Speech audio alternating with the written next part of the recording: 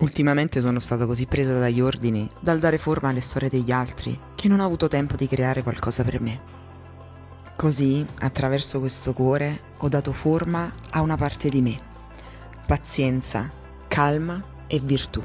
Tre parole che dall'anno scorso continuano a tornarmi in mente quando ne ho bisogno. Le ho visualizzate per la prima volta durante un festival olistico, lo Shakti Festival, e da allora non mi hanno più lasciata.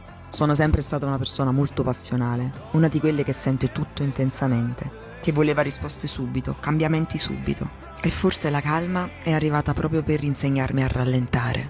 Mentre la virtù ho iniziato a vederla nelle piccole cose, nell'avere cura, nel restare gentili anche dopo le delusioni, nel continuare a credere in ciò che si fa. Ma ho capito che ci sono cose che possono arrivare solo col tempo. Così oggi ho deciso di racchiudere il mio mantra in questo cuore e portarlo addosso a me ogni giorno.